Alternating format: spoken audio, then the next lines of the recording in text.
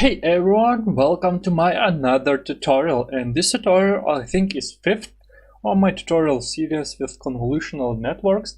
And as you see, this is my first tutorial about Keras, and I'll be doing a cats versus dogs classification as I was doing in all my previous tutorials. I'm doing this because I would like to use the same dataset. I won't need to prepare another dataset, and we can see how our classification improves using different methods. So in this tutorial we will learn to use Keras, a high-level neural network API. It might be a programming framework called, written in Python and capable of running on top of several lower-level frameworks including TensorFlow. So we'll see how you can in a couple of hours build a classification algorithm. And you might ask why we are using Keras. Keras was developed to enable deep learning engineers to build an experiment with different models very quickly. Just as TensorFlow is a high-level framework than Python, Keras is an even higher level framework and provides additional abstractions. Being able to go from idea to a result with the least possible delay is key to finding good models. However, Keras is more restrictive than the lower level frameworks than, for example, TensorFlow. So there are some very complex models that you can implement in TensorFlow but not in Keras. That being said, Keras will work fine for many common models. So in this tutorial part, we will work on cats versus dogs classification problem, and let's load the required packages for our tutorial. This is all the packages I will need. I'll use a GPU for my learning, and let's move on. As you can see, I imported a lot of functions from Keras. You can use them easily by calling them directly in this notebook, or you can use it in your Python, whatever you use, doesn't matter. I use the same rows, columns, channels, and classes as before. Actually, you can test this out with different inputs, and then I'll use my functions I used before. As you can see, I'm not using one hot here as before I used. Well, I don't need it actually here because I'm not using softmax right now. And keep in mind, one of my viewers asked if I can change my Jupyter font to black. I tried it, but well, it's not very beautiful and it's quite hard to program there, so I prefer this white font for Jupyter actually. So here let's import our dataset and we'll run the following code to see what is our dataset and what its shapes when our dataset will be loaded. So give me 3 seconds. Okay, it loaded. Let's print out our shapes. Oh, I left something wrong from my last tutorial, so it doesn't matter. It might be just like this. What are my shapes? So examples, shapes, and so on. Doesn't really make a lot of impact. So right now, here I have an example model.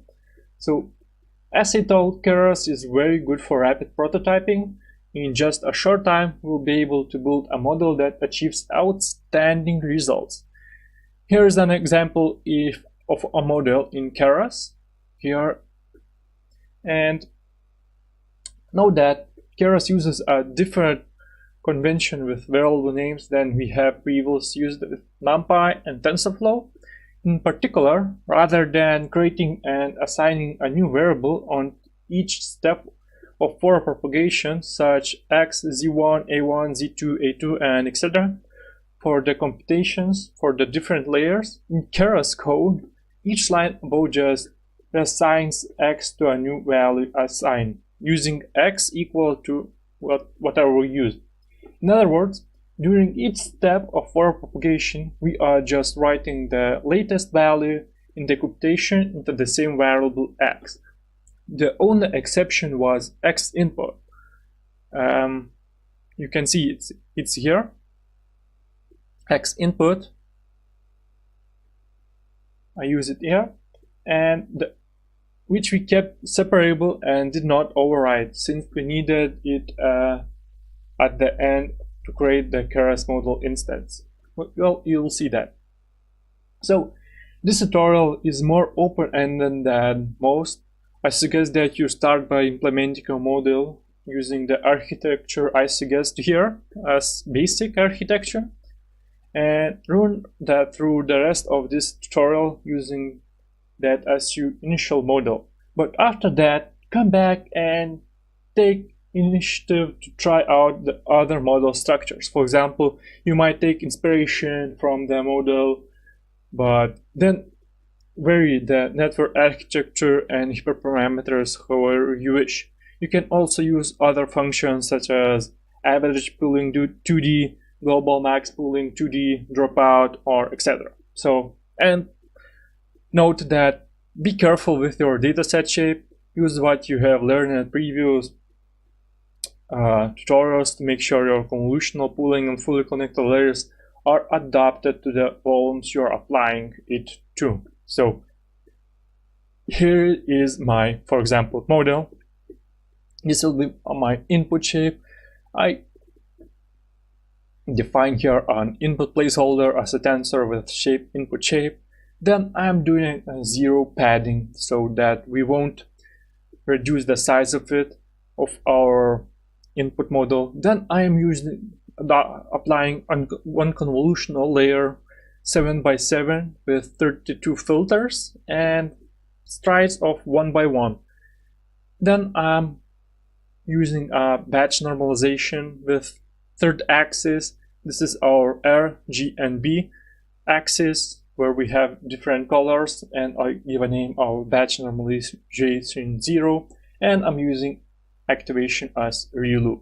So max pool, then I'm doing this with size of 2 by 2, so it means that our our layer will reduce size 2 times, and then I'm just flattening it, and it means we convert it to a vector and fully connected layer.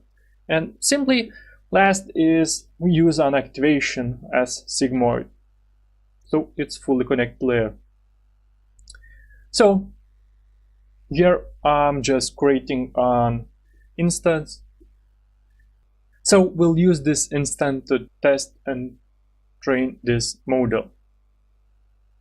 You'll see. So let's build this. Let's compile it. And we have now built a function to describe our model. To test it and train our model, there are 4 steps in Keras. We'll do them one by one here.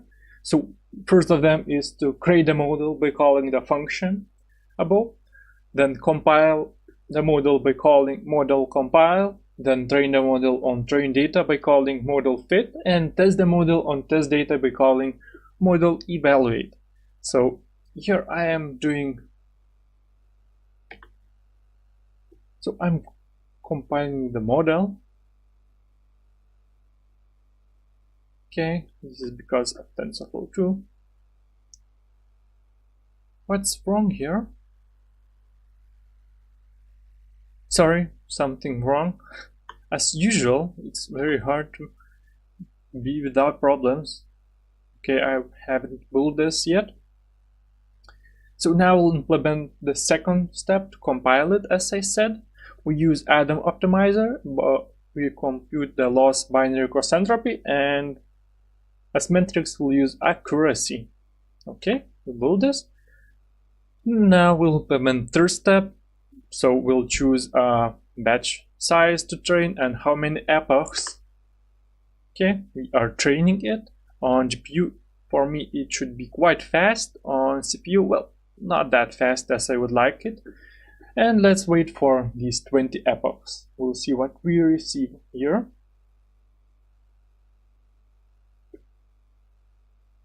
It's almost done. Let's wait. Yeah, it's finished for us. And note that if you run fit again, for example, you'll write it somewhere here. For example, if I would copy this and would paste here, the model will continue to train with the parameter it has already learned instead of reinitializing them. So now we will implement step 4, test and evaluate the model. So let's run this, and as you can see, our test accuracy is 0.6060. I mean, it's 60%, I think, and it's much better than we achieved before with TensorFlow or NumPy or whatever method you used, and this is the best results up to this point. But well, I can try to run it again. It might be different. No, it's still the same. It's quite nice. So if my model function worked for you, you should have observed much better than random guessing. It's about 50% accuracy on the train and test set. As you can see, I achieved 66%.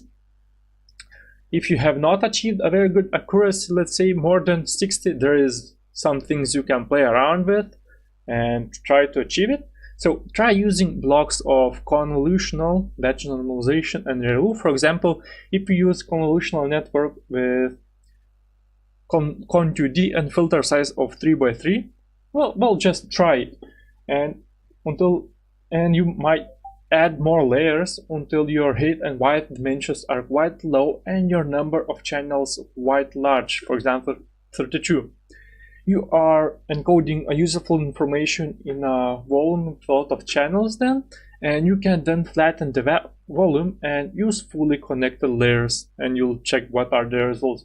Well, actually I can test it here right now, what results we would receive. For example, if I'll add, damn it, 3 and here 3, and let's build them again. I haven't tried it by myself, so let's see.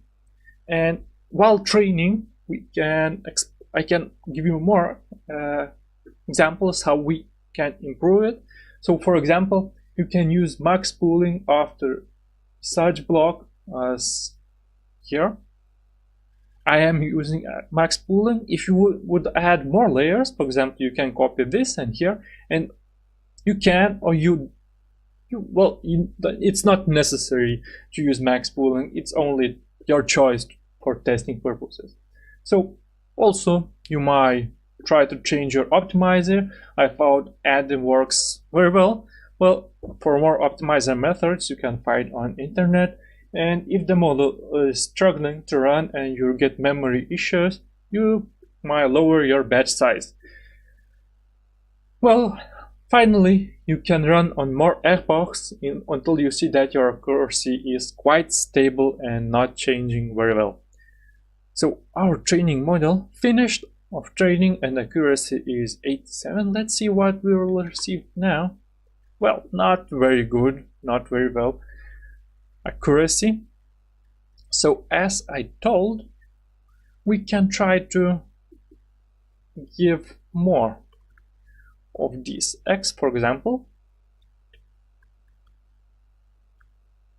I won't use zero padding, that this way our image size will reduce, our layer size I mean.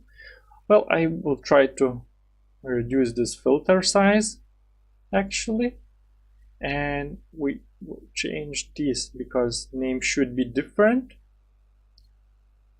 Batch normalization, and here will be 3, just like that. Okay, let's build this. It might take a little longer, but we'll see what is the difference in result.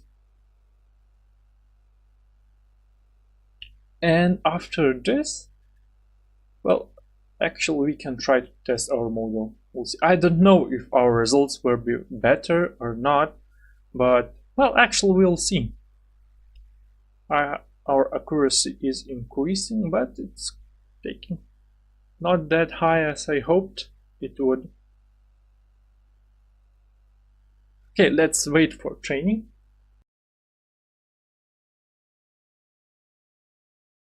So our training finished. Let's test it out. what are our results? Whoa, it's even worse than it was before. That's nothing nice. Okay, I'll try something else. For example, if I comment these layers I added, and for example, I will try to increase filter size and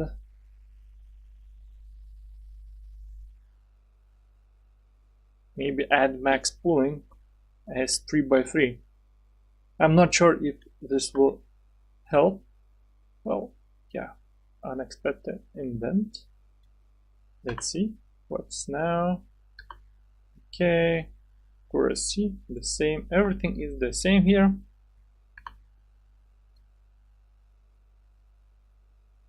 No, I think it's not getting better. It's getting worse, probably. But we'll see. It's training much faster than before. Okay, it's finished. Let's see. Even worse. Oh damn. So you see how it's quite hard is to get a good model, and you need to do a deep network and a lot of training steps. And well, this was our best results as with this standard model. And well, I won't try to do anything else. Well, you can play around for yourself, but for now, okay, it was not so good. I'll train it. Well, anyway, you can train it by yourself. Let's test it with our own image, and let's see what results we can receive. Of course, it now will be more as guessing, but let's try it out. Okay, it predicted a dog correctly. Let's see what we'll see with a cat. No, he saw a cat as a dog, so not that well. Okay, I'll try to train our model we used at first time, and keep in mind that new training model can have a little even worse accuracy, or better, it's something like random. Because of parameters initialization, we should do a lot of steps if we would like to have a good accuracy, but because I'm recording a tutorial right now, I don't want to waste time and train a nice and big model. And because we are doing this in my next tutorial, because I will think about ResNets and so on, something about really big neural network, and we'll see what we can receive with it. So 56, damn it, not that fine. Okay, let's see what it sees with a cat. It sees a dog, still a dog. So you see, I need to make an even better, deeper network. I should experience with it and so on, but not now, because well, I don't want to waste time for these kind of things. So other useful functions in Keras, this is two other basic features of Keras that you'll find useful are model summary and plot model. So one of them is printing the summary of the model, as you can see here, and another one will print us the graph of our model. It is really nice. So you can see that this is our model we programmed before, and what we received is, if we add more layers, we'll receive much better this model, but now we have what we have, and well, actually it doesn't matter. And we came to the conclusion, and I have to congratulate you. You have solved the cats versus dogs classification challenge, and if you want, you can try to play around with it to improve accuracy, make a model deeper, and so on. There's many things you can do. And what we should remember from this tutorial. So first, Keras is a tool I recommend for rapid prototyping. You saw how fast it is to train different models, and it allows you to quickly try out many of them. So maybe there are any applications of deep learning to your daily life, what you would like to implement using Keras. Well, it's your choice. And remember how to code a model in Keras and the 4 steps leading to the evaluation of our model on the test set. So create model, compile it, fit, train, and evaluate test. So this is 4 steps needed. There's actually, if I would remove all the comments I used here, this is possible to write full model in 10 Python lines. That's amazing if you saw what I needed to do with our TensorFlow. So anyway, thanks for watching. This was an amazing tutorial, and I myself was very interested to learn about this and to teach you about this, to show you how everything is so easy. So anyway, like this video, subscribe my channel, share it if you can, comment if you have questions, and see you in our next Keras tutorial. Goodbye.